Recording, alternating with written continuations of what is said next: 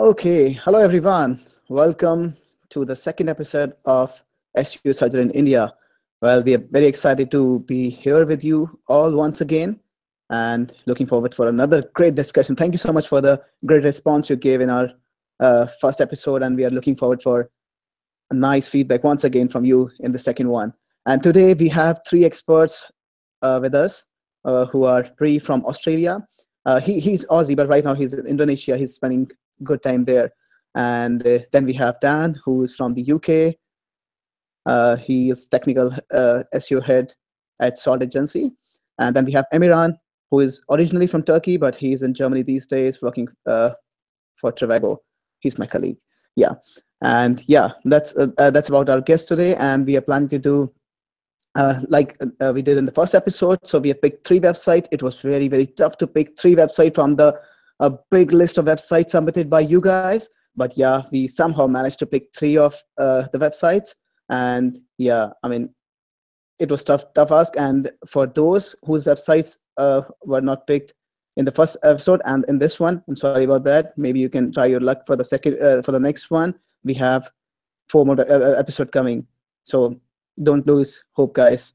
And yeah, so having said that, I think it's time to introduce our guest. So I would like to invite Bree, if you can just talk about you for a couple of minutes, tell your visitors.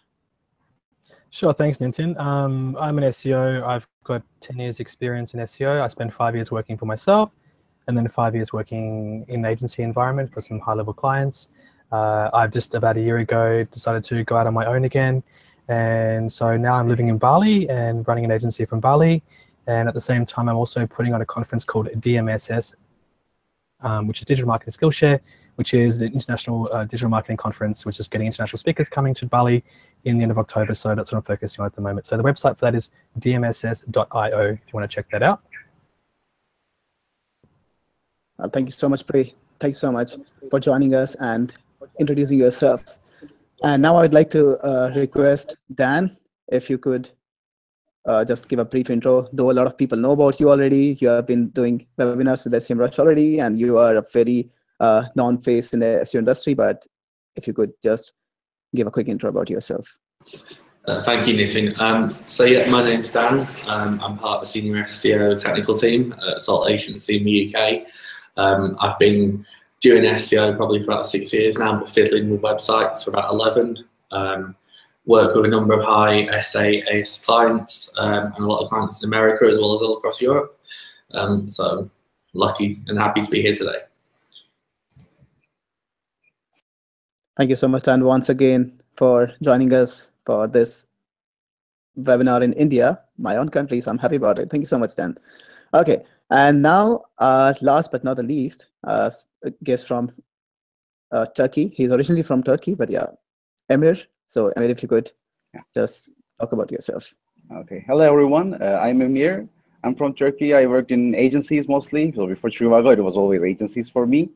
I worked in technical, mostly maybe 10% of my time is based on link building, and then it's all technical and content.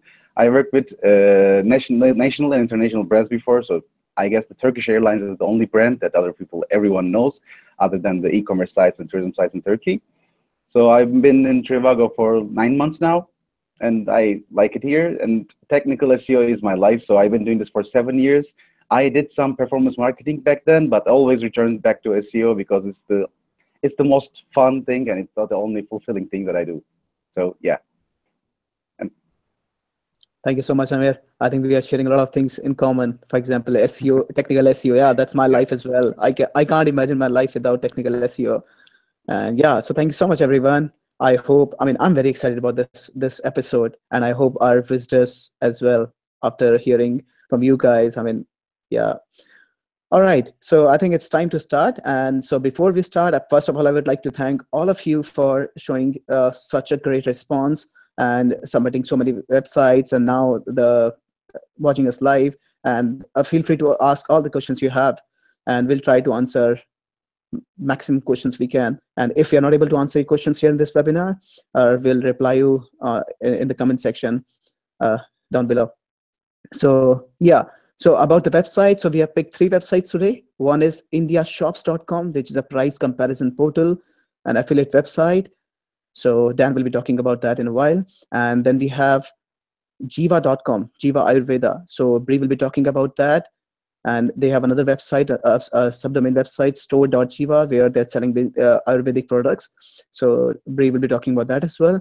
And then we have edureka.co, which is an e-learning portal. So Amiran will be talking about that. So now, I would like to invite Dan, and then he can talk about the website he has audited for you guys. And yeah, feel free to ask your questions. You can just mention your questions, ask your questions right in the comment section here. So Dan, all yours. Thank you very much, Nitin. So the website that I have audited is the indiashops.com affiliate portal. Comparison website is obviously quite in the news at the moment with the European laws going against Google that they've been unjustly impacting the websites in those sectors. So it's an interesting space at the moment. So I've gone over this website technically, and the code base is initially it's a PHP build with a WordPress subdomain for the blog section. But there's a few technical things which really stuck out to me. One of the main ones of these is the select language toolbar up here. Now, Google have placed a lot of emphasis in the last 2-3 months, especially on having Hindi content for the Indian market. And to an extent, a lot of marketers have been lazy up to an extent and just assumed English is a one-size-fits-all language across the subcontinent. Rank Brain works in Hindi. A lot of Google algorithms work in Hindi as one of the core 12 languages. So rather than using a select language filter to Hindi, Kannada, Marathi, everything like that, I'd much recommend that they implement a hreflang and actually create a Hindi version of the website. Creating multiple language versions of the site improves both, even if they're not particularly targeting the Hindi market, especially, and all their traffic is coming from English, it still increases the value of the site overall. The second main technical issue I found with the site is, obviously, on the first glance, it's not being served through HTTPS, but then when you actually do some further digging, it has got an SSL Komodo certificate installed on the site. And then when you dig further, it's using Cloudflare as a CDN and an OAuth, but they've also utilized the free SSL from Cloudflare as well. But when they've done that migration, the site is serving about 50 pages through HTTPS and about 330,000 through HTTP. But all the HTTPS pages, they 302'd directly to the non-secure protocol. So what I think might happen there is Cloudflare again has an option in the back end to force a HTTPS rewrite rule, but that still means you have to do a search and replace of the database to fix all the images and everything else. Otherwise, you're going to have a lot of broken images across the site because it still knows to call the HTTP version. So another side to that as well is because they're using a shared certificate, they're also I used the Komodo checker. They're also sharing with a lot of interesting domains, including some adult domains in Russia. And when you're using a shared SSL, your security key is only as secure as your weakest link in the chain. And there's a lot of .xyzs, a lot of .tk's on that certificate. So I'd probably look at moving to your own dedicated certificate away from that from a security perspective. Another issue I found with the site mainly comes down to the content aspects of it. I mean, obviously, being a comparison site, you'd expect it to be quite good on the content front through the comparisons. But with them pushing mobile and watches, what I've done is I've taken a look at one of their blog articles here, which is only about 5-6 weeks old. I've just done a basic content check in Google, and I found that the top section is taken from other websites. It's duplicated across other domains, April, etc. But then going down into the actual content itself, looking at the brands, that content's been taken from elsewhere as well. So with it being duplicate content, it's not offering any unique value to the domain.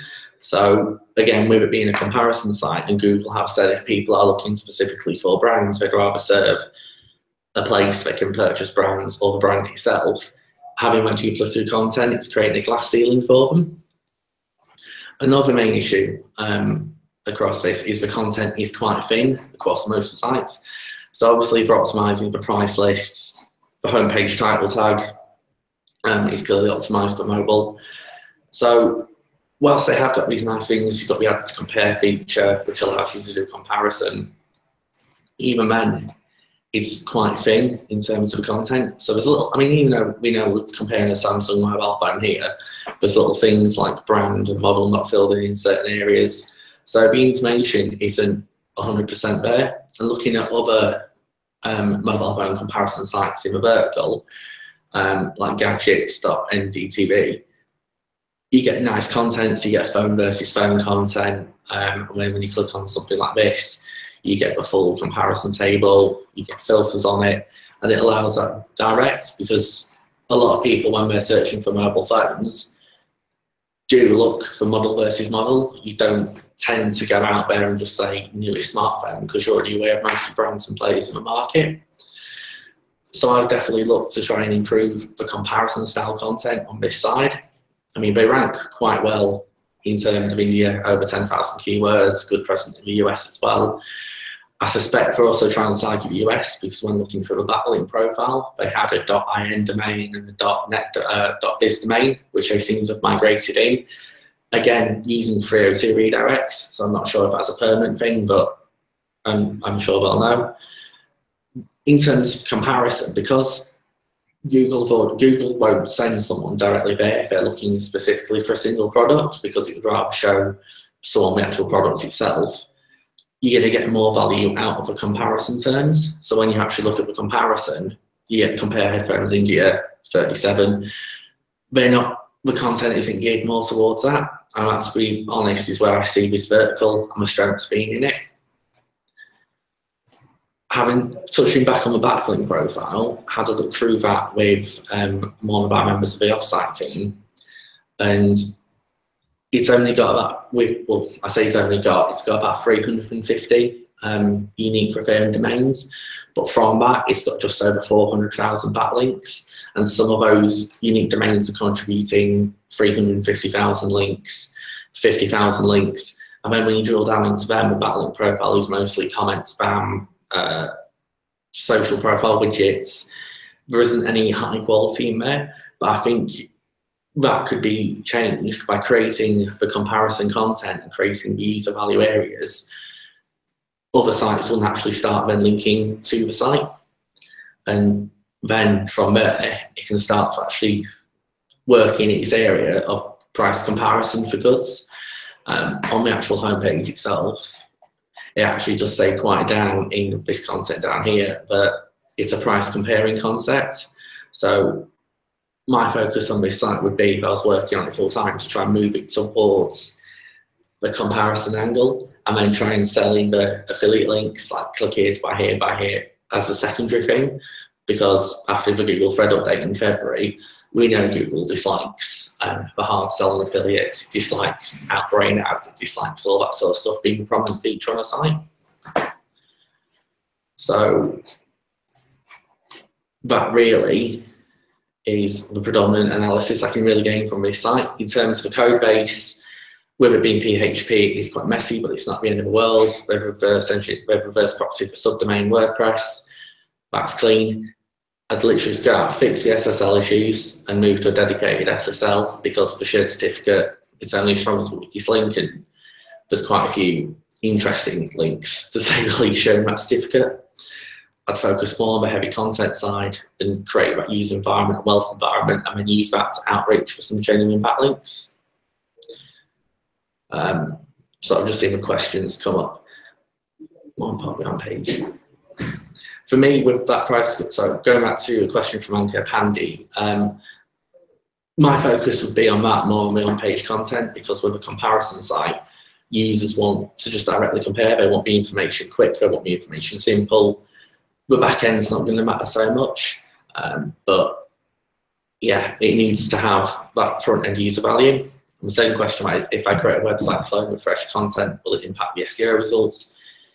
If a website's got completely unique content and face-to-face with other content offering the same vertical, so iPhone comparison versus Galaxy comparison for mobile, if that content's unique, offers reviews, comparison tables, maybe even some user testing videos, some user reviews, just create that environment where someone can look at it and go, right, so this is independent, it's third party, there's a rating system, there's things that matter to people, like battery life, water resistance. Then if that content's good enough, Google will judge it better than the rest.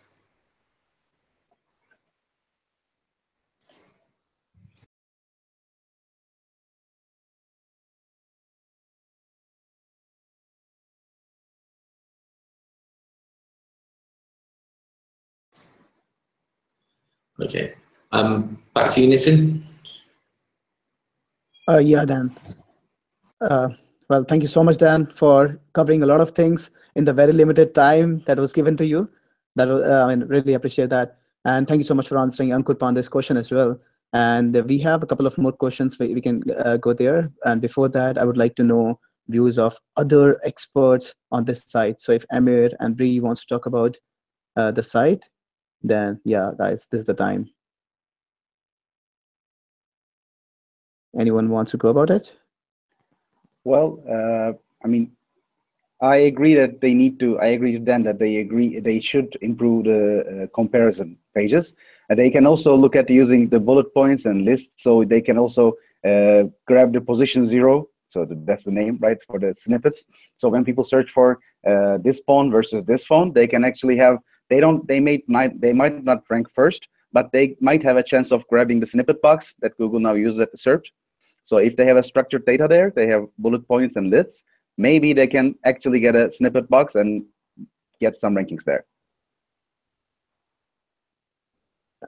Cool. Thank you so much, Amir. Thank you so much for mentioning that part as well. That's really important. And yeah, Bree, if you have anything to add here. Yeah, excellent review there, Dan. It was actually very thorough for the amount of time you had. So just to add a bit more to that as well, I mean, I'm going to share my screen quickly. You can see the, just tell me when you can see the screen. Can you see the screen yet? Yes? Okay, cool. Sorry, I wasn't on the page. You can see the URL structure here. The URL structure, when you click on this area here, is actually in this structure here. So you've got mobiles and best phones under 1,000. Then when you actually click on a specific mobile phone, you get redirected back to a link under the root domain here, which isn't the best way for SEO optimization. I would recommend a structure similar to this, like mobile phones -- brand / phone, something like that. So that's just a little bit extra to add on to what Dan said. And yes, I'll stop sharing my screen. Well, thank you so much, Bree, for mentioning that part as well. So I think we've covered a lot in these 12, 13 minutes. So the site owners will be very happy about submitting their site and knowing a lot of things, and of course our viewers. So they also got to know a lot of new things about this website and how, if they have a similar site, how can they work on this? What are the things they can keep in mind while working on this? So thank you so much, all our experts. And now I would like to take the next question, which is clone with fresh content, will it impact the SEO results? I mean, Dan, could you please comment on that? Yeah, I mean, I touched on that one briefly, but theoretically, if you're cloning the website, you're cloning the code base, you're cloning the templates, but then the fresh content, if it's fresh, it's unique, it has good user value, and you improve it, so it's not just replicating exactly what else is out there, but there's a unique spin on it, or the comparison aspect of it's a lot better. It uses structured data, bullet points, tables. So like Emma had said, Google can pick it up for rich snippets for the position 0. Then you can create an environment where the user value is a lot higher. I mean, having a look in the Google Search Quality Evaluator guidelines, we know Google looks at main content and supplemental content, whereas you want the main content to be all about the reviews and comparisons, and then the supplemental content is almost the affiliate links off to Amazon and anywhere else to purchase the actual items themselves.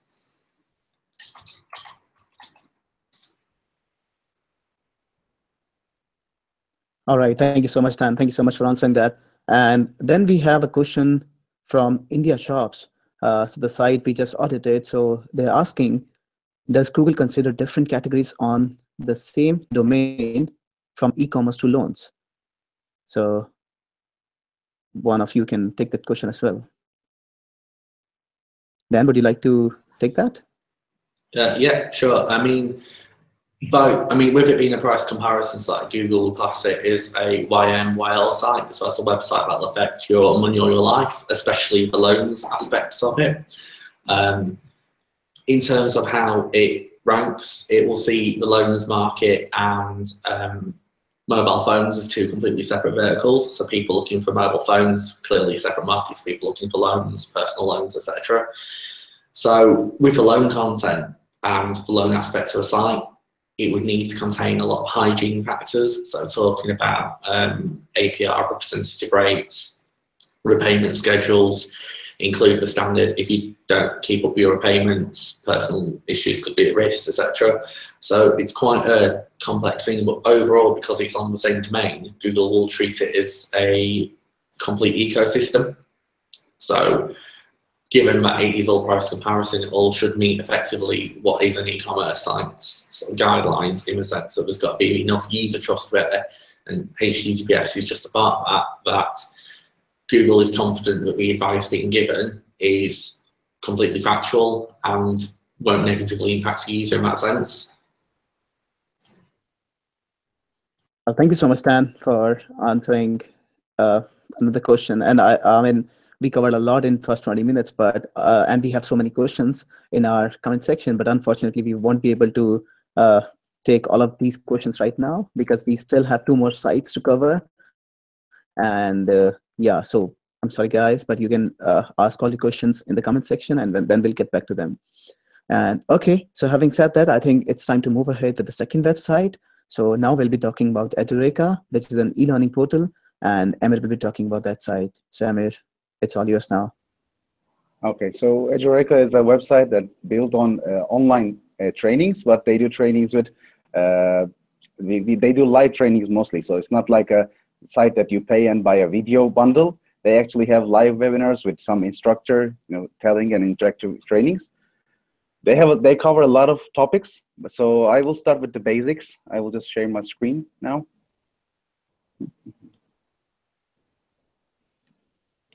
Yep. Yeah.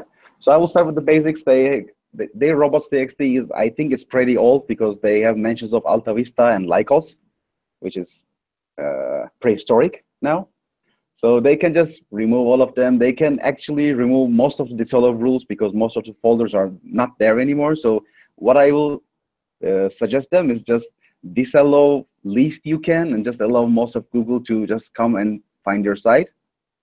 And when you just disallow to Googlebot, it doesn't. You don't have to disallow anything actually if it's not adding anything. I will get back to this on blog post about cleaning your index. But right now, their robots.txt seems like a bit messy. They can clean this up, and they also don't have the mention of the sitemap there. They have a sitemap. They can also add a link to the sitemap there. They have a sitemap, but their sitemap is pretty old. So before they switched to HTTPS, they forgot to renew their XML sitemaps. They should also update their sitemap with the HTTPS links and stuff. So that's the thing to consider. They have structured data on their course pages, which is good. They have a very true implementation there. They implemented nearly everything. Some little things they should adjust. They have the time required for courses, but they offer some different courses for topics. So when you go to the page for Tableau training, they have 4 different courses there, and they have it at different times. So one of them is a weekday course, the other one is a weekend course. So they should have different schema implementations for this course. So they should have separate entities, 4 entities as a course, and just say that the dates are different and the durations are different. They also have prices for discount. So this currency, discount GBP, will not be identified by Google. So they don't have to say discount. And they also state their prices as the non-discounted prices. So they have the non-discounted price as the real price and the discount price as discount GBP, which will make Google confused. So they should just get rid of the discount ones and just renew the prices with the discounted ones. And they also have some warnings there about their structured data, so they should just test it with the Google Test Structured Data Tasting tool and just get rid of these warnings to be it fully 100% accurate. On page speed, their homepage is good, but the course pages, which is the main pages that should rank on money keywords, are poor on page speed. So this is what Google says on the jobs and education industry. They are just in the middle of between being fair and poor on page speed performance. So they should think about optimizing their pages for page speed. The biggest issue in the page speed is their images.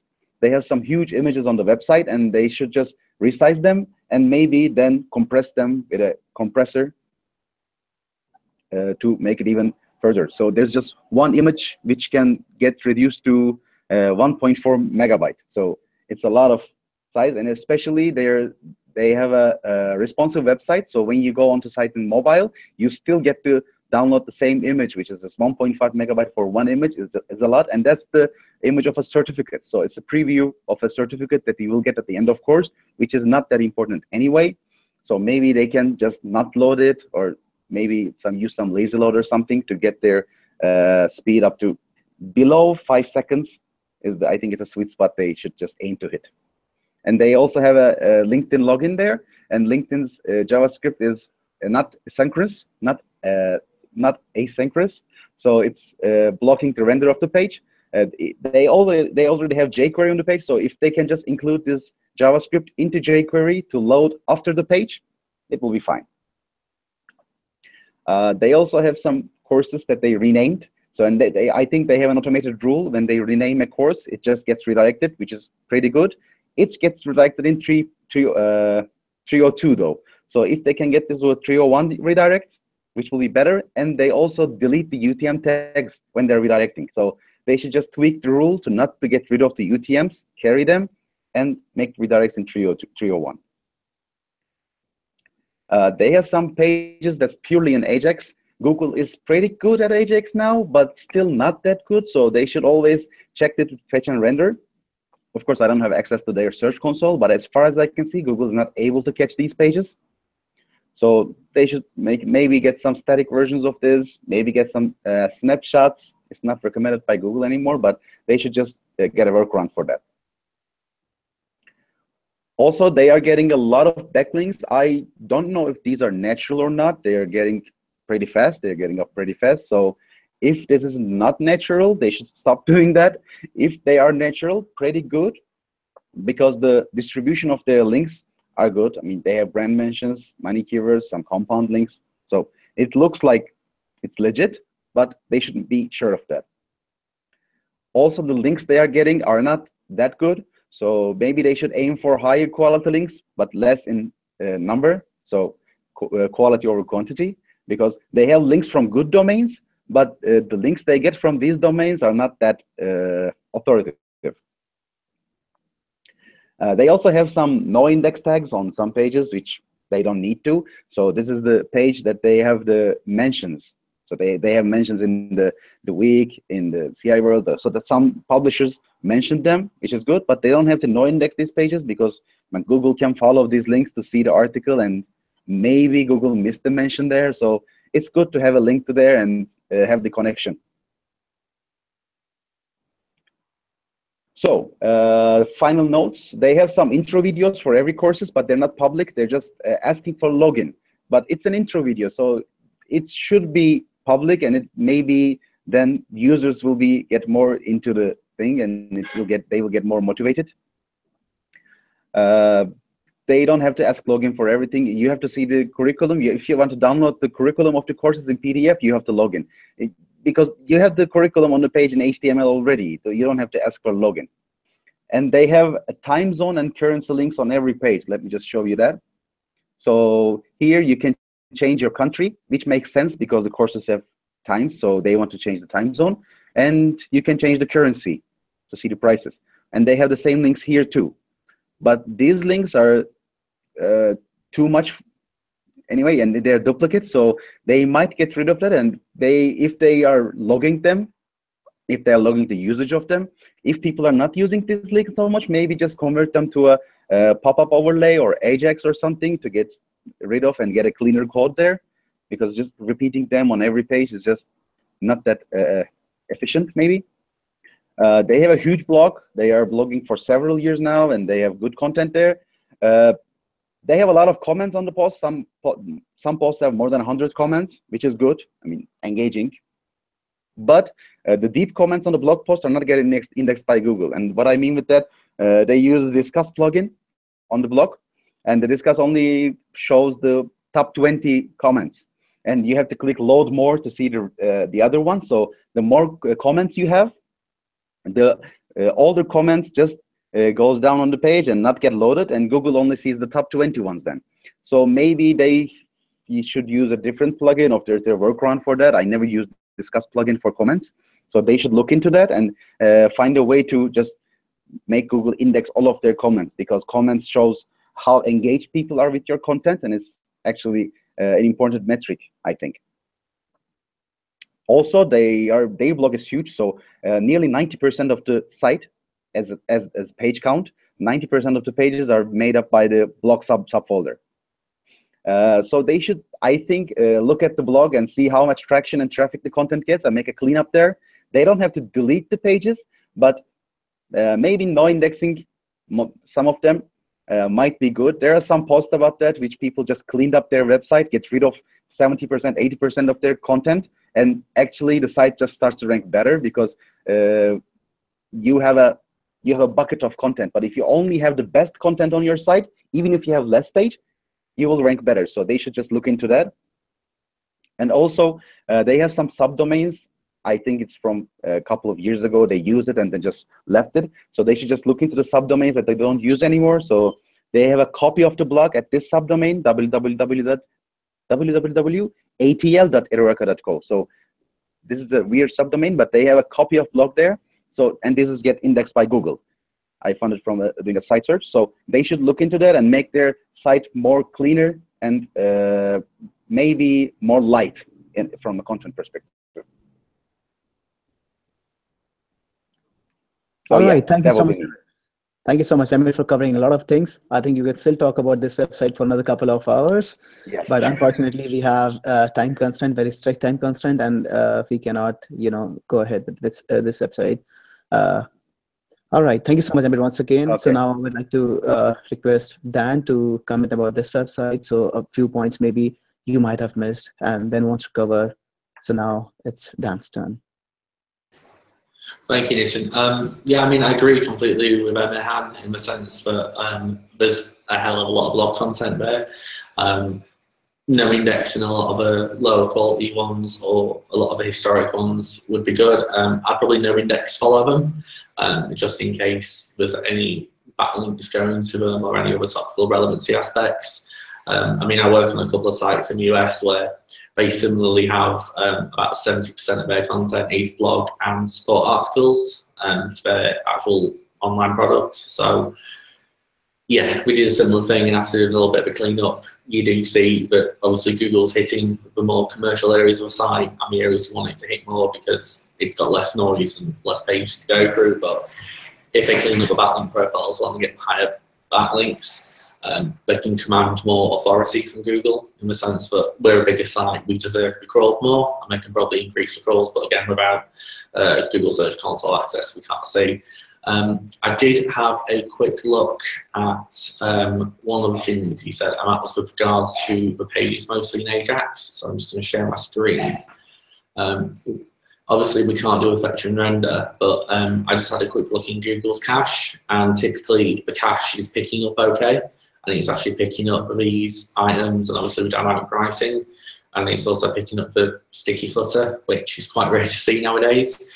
So I'd probably say if it's using React or if it's actually using a good node, just cancel that so it stops doing infinite screens. So if it's using React or Node, then it'll be okay in that sense from Google. That's cool. Thank you so much, Dan. And in the continuation, I would like to ask a question asked by one of our visitors, Ankur. So he's asking, if I use the same product description on multiple sites, is that considered as duplicate content? For example, I have a SEO book selling it on 3 websites with absolutely same description. Will it be a case of duplicate content? I mean, in regards to how Google sees duplicate content, yes, because it's the same. If those 3 websites are your own portals, or 2 of them aren't, 1 of them is, then yeah, it's content duplicated. The way around that would be, because obviously, if you sell products, I mean, we obviously in SEO, but if you sell car parts or machine parts, there's only so many ways you can describe that. And to be fair, I think Google understands that you can only describe a washing machine in so many ways before it just becomes gibberish. So what I would plan to do is use the duplicate product description, will then make you that page and make that product page the best it can be. So technical specifications in a table markup again, so we can look at getting feature snippets, but also Google does love tables, include customer reviews, user videos. I mean, a great example of that is AO.com, which I think is predominantly in the UK, but they basically hit all their product pages with everything they possibly could. So that small duplicate product description is outweighed by so much unique value and everything else around the site. Thank you so much, Dan, for the detailed answer. Really appreciate that. All right, so now I would like to request Bree to talk about this website. So if there are some favorite topics of yours which are not covered by Amir or Dan, maybe you can talk about that.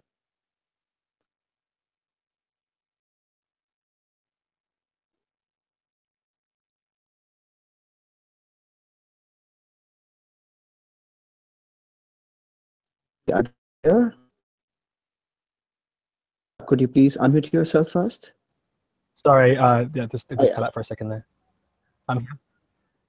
So what was the question? So maybe you can talk about this website first. If there are some points you think are missed by Dan and Emir, and you want to cover that, so you can talk about that. Yes.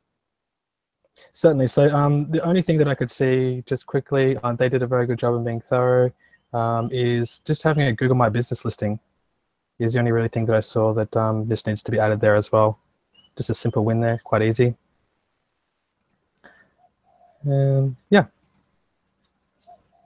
thank you so much for that quick tip. Okay, so now I have a question for you. So one of our visitors is asking which URL structure is better. Is it domain.com /article/category/article title, or domain.com and then article title directly? Yeah, the first level. So what do you think about it, Bray? Screen share. Yeah, so basically the first question was, is this better than this? And the reality is there's a better solution than this. I would actually go for article. I would make that actually a specific keywords -blog, like this, keyword -blog. And then I would have it, I would remove the category, because having too many folder structures in your URL makes it your links much less doesn't make them as powerful. So I basically refine this URL structure into this. So keyword -blog, an article title there. That way it's closer to the root domain and has keyword in the actual URL as well. Thank you so much for your answer, Bree. I mean, our visitors ask if A is better than B, and you answered, yeah, C is better than A and B, and with a nice detailed description. Thank you so much, Bree. So now moving ahead with the third website that we are going to cover today, and this website is Jiva Ayurveda, so jiva.com, and Bree will be talking about it. So Bree, now the stage is all yours. Thanks, Nitin. Okay, so basically my website is called jiva.com. It's an Ayurvedic clinic and also courses, and also offers Ayurvedic products as well. So my website is much more complicated than the other guys from a technical level. It's going to take a little bit to kind of cover what happened here. But essentially what has happened is, there's 3 websites. There's the first website, jiva.com, store.jiva.com, and then there is blog, so jiva.com/blog, which are 3 separate builds. Now, just to show you what's happening here, the first thing you normally do when you get a website is you jump into Screaming Frog or any crawler and have a look. So I put that into the crawler and I press start, and I only got one result. Normally here you'd have the whole website, so if there was 500 pages, you'd expect to see 500 different results here. The fact that I only got one result shows me there's something wrong with the website. So I need to kind of troubleshoot this and figure out what's happening. So what I did is I just had a look first, and I basically scrolled across and looked at the meta description. And in the meta description, I could see some JavaScript here, which shouldn't be in the meta description. It should all just be straight content in HTML, basically. So that was my first clue to find out what's going on here. Then I went into the page source, and I had a look at the code. I don't know if you guys can see the code because it's probably quite small on your screen, but basically I had a look and I saw that the same situation before. There was more of this JavaScript in the actual page titles where there should actually be HTML, straight HTML content. And then going down, I could see there was actually pretty much no content within the body section of the website.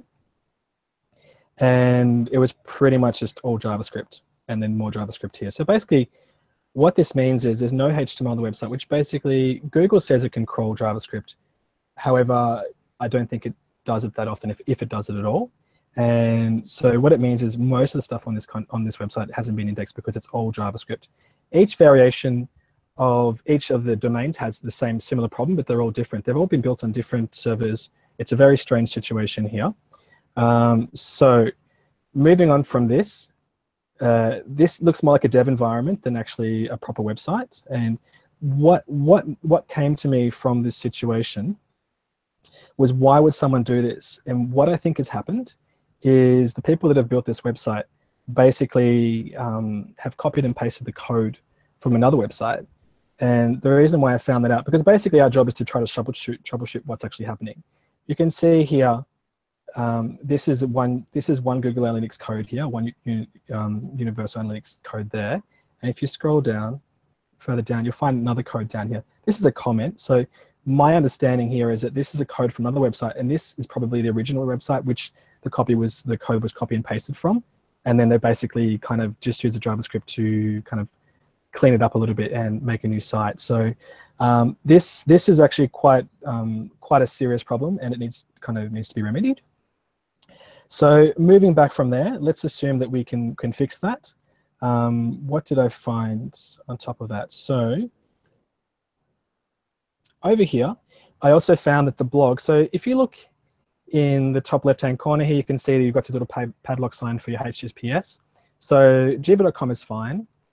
The actual store.jiva.com is fine as well. However, if you look here on the blog, it doesn't have the padlock here. So there's obviously an issue in this. So what I've done is I've had a look, and you just click on, open this up with Control-Shift-I, and then I've come over here and I look at security, and I can see here that there's mixed content. So basically, there's two HTTP resources. They should actually be HTTPS. So the certificate isn't validating right now because of this situation. So you can see here, I don't know if you can read it, but it says HTTP. This needs to be changed into HTTPS and redirected, and the same with this one here. So those needs to be fixed up as well. That's another little find that I found.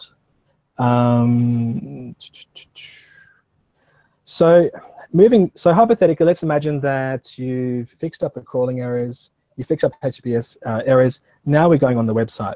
So firstly, to get onto the website from the store section, there's actually no store button here, which is kind of a bit of a navigational error. And also, you should have a store button here so that it has more backlinks to the actual store as well, even though it's on another domain. And the only way to get to the store is actually to scroll down here and actually click on these ones here. So that's the way to get to the store, which is definitely not the best way to get to a store, especially if you're trying to sell. So let's assume that we're here now, and I want to buy some aloe vera juice. Now I click on this, and there's a light bulb pop up. Now, normally when you create an e-commerce shop, you want to click on the product, and it opens up in a new page. Now, I figured out you can do this here by clicking on the Read More button, which is not very user-friendly at all. So I click on that, and then we now have the page. So here is the page. Normally, what you do, so the first thing they do with an e-commerce store, which has already been covered already by Dan, is whichever content on e-commerce short stores. You want to firstly check, because most e-commerce stores are getting products from suppliers, and the suppliers will obviously offer them pictures and also product descriptions. So it's actually a massive problem where you might have 25 suppliers all with the same product descriptions. So normally what I do is I'd run it through siteliner.com, and then that way I'd see if there's duplicate content. Because I can't do that, because the website isn't crawlable because there's only one page on there, I would just do the same thing that Dan was mentioning before, and it's putting that into quotation marks. And you can see here there's actually other examples of the exact same content here. So, and the irony here is that it's indexing all of them but Jiva.com's version of it. So that's not a good sign. So what I'd suggest here is to go back through and rewrite all the product descriptions.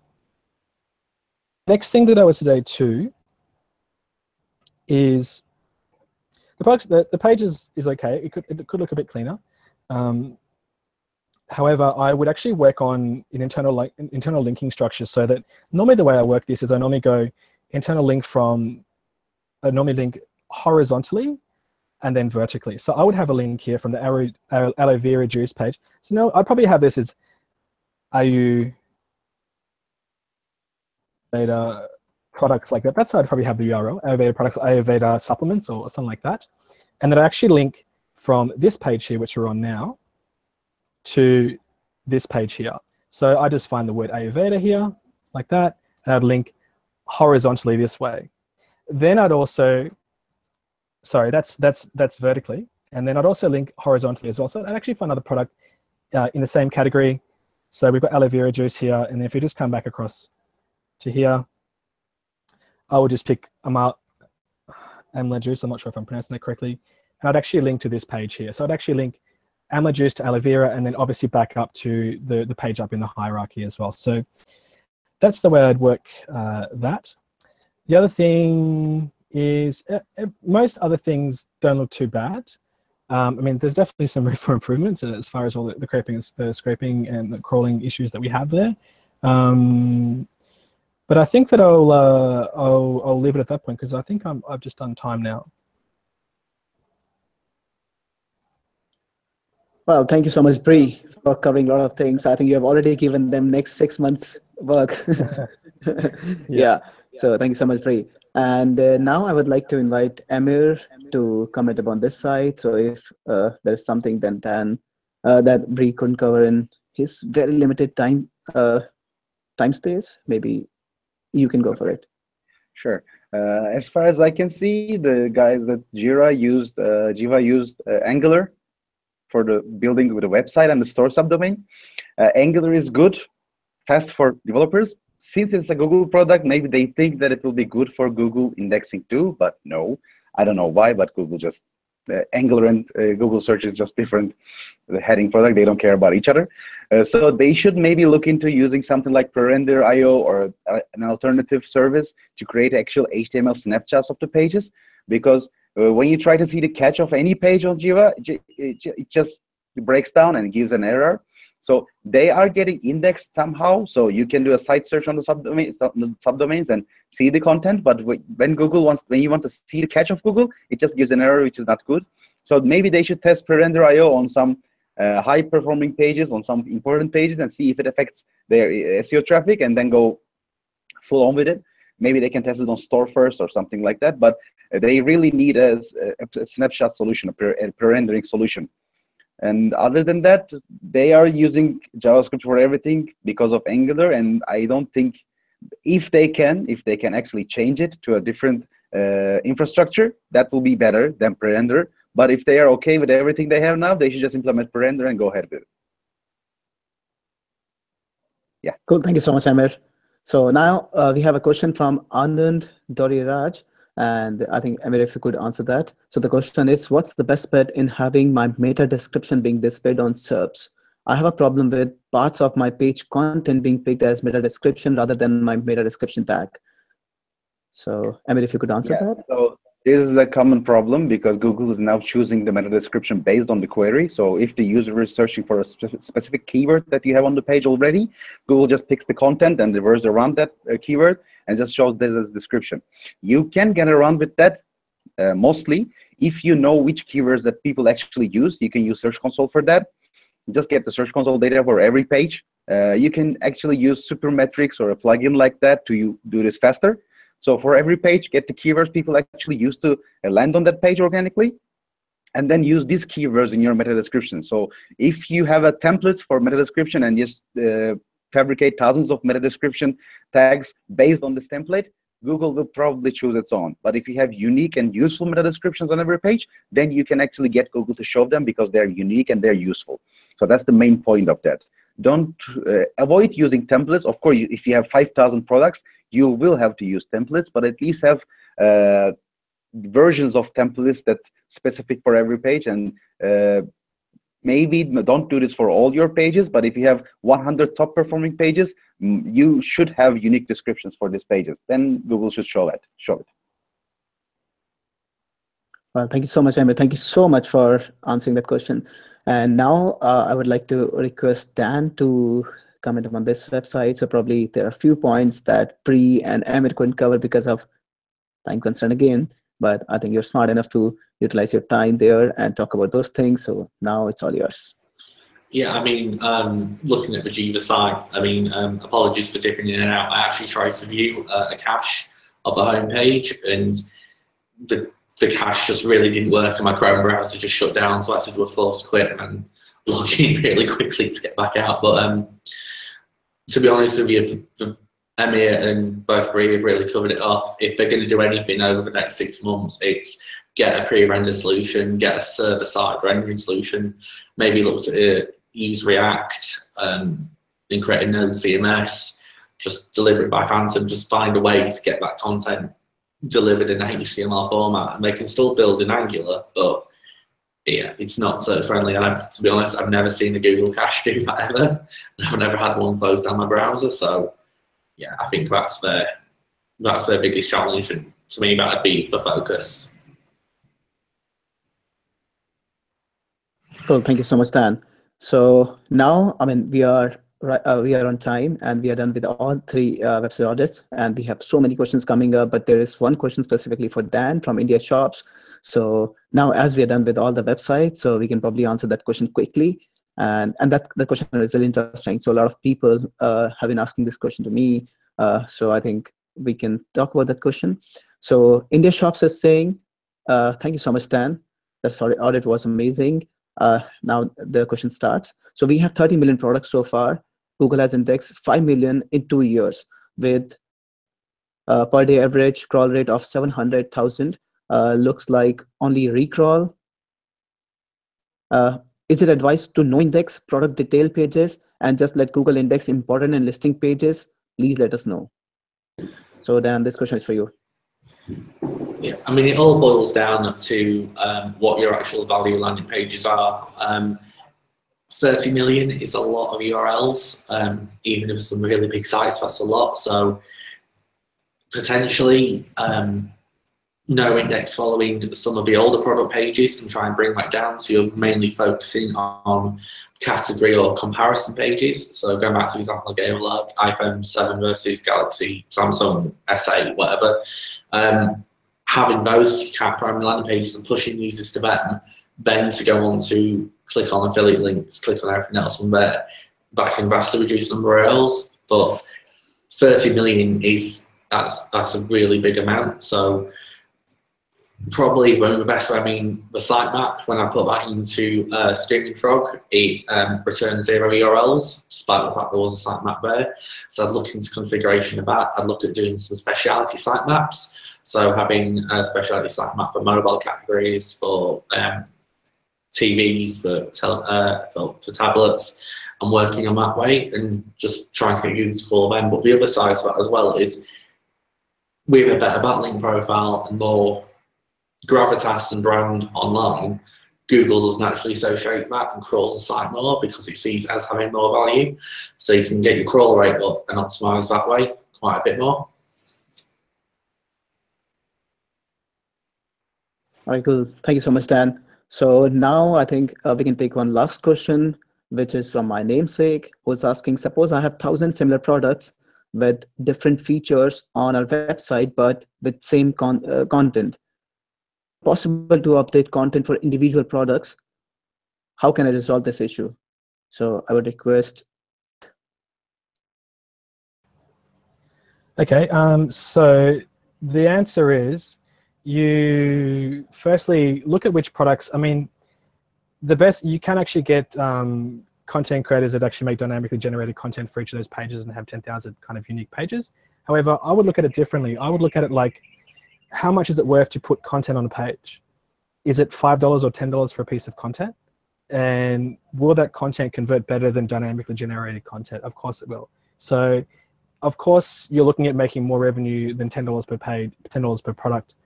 So I would actually look at actually creating unique content for all the right pages. So I would go through and look at all your products and figure out which are the best performing, which has the highest traffic pages, and make analysis on that, and then create a content strategy based on your highest performing highest traffic pages, and also the highest revenue generating pages or products for that matter. So yes, create 10,000 pages of content. That's how you win in this game. All right, thank you so much, Preet. Thank you so much for answering that question. And now we are done with all our questions that we could pick today and our audits. So now I would move to the next round, which is the final round of this discussion.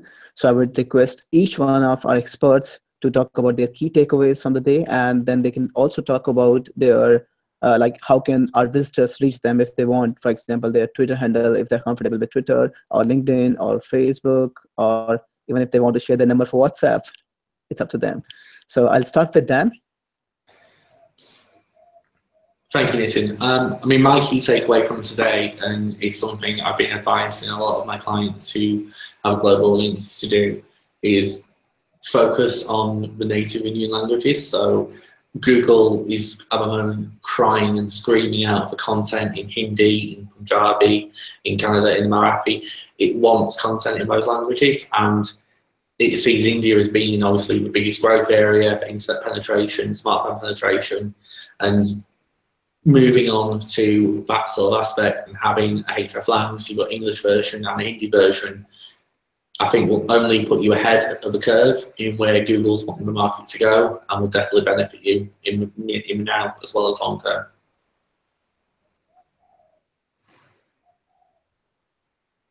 All right, thank you so much. Thank you so much, Dan. So now I would like to move to Bree to hear his takeaway from the discussion.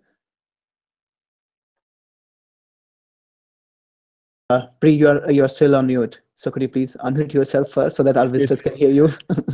Yeah. So my key takeaway from today was that all three websites were e-commerce. They all generated money online. 2 of the 3 had content problems with product descriptions. And product descriptions, it's a very long tail search query, and it's easy to outrank your competitors. If everyone has 25 people have exactly the same content and you have unique content for that product, you're going to rank #1 easy, or you're going to be top 3 easy. So I would say if you're doing e-commerce, invest in good quality content that converts as well. So quality content, unique content that converts, and it's the easiest win you're going to have. It doesn't have to be technical. It can be quite simple as well. Thank you so much, Bree. And now we're moving to our last but not the least guest of this morning or afternoon or evening, whatever, depends on which time zone you're sitting in. Okay, so it's Amir who'll be talking about his takeaway from the day. Yeah, my takeaway will be not optimize your sites for what Google does now. Optimize your site what you think that Google will do 5 years from now. So Google is, developing itself pretty quickly. We were scared of JavaScript. Now they're getting better and better indexing JavaScript. So just read the Webmaster Guidelines. Forget that it's your site. Forget it's your customer site. Just read the Webmaster Guidelines. Think that you're actually a quality rater, and just go for it and do what it's best you think to. Make sure Google can see it, and that's the end of it. That's the end that you think with Google.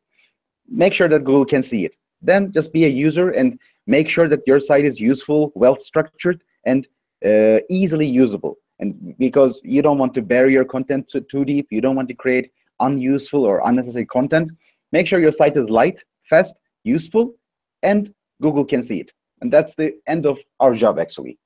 We can just stop there. If everyone can do that, it's good. If anyone wants to reach me, they can ask me questions on Quora. My Twitter handle is @emirhan, so they can find me pretty easily.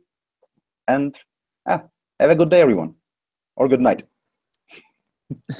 Well, thank you so much, Amir. That was a great session, and I think we covered a lot of things, and we are well in time. So that was the best use of time. So yeah, a lot of good things. All right, yeah, and about questions. So we have so many questions coming up still. It was a great session. That's why we are getting so many questions now. And there are a few very nice questions. For example, Albert is asking, can you track user session from 2 different GA property code? Is it okay or not recommended? So I think we have so many similar. Could be able to answer these questions here, but one of our experts will definitely answer your comments, answer your questions in the comment section down below, or you can reach them on Quora, as Emil mentioned. And I think Dan and Preet are very active on Twitter as well, so you can just reach them there. And trust me, guys, they'll definitely answer. They are really cool. And yeah, thank you so much. So it was a great session. Hope you enjoyed as well. Thank you so much once again. Namaste, India. Have a good day. Bye-bye.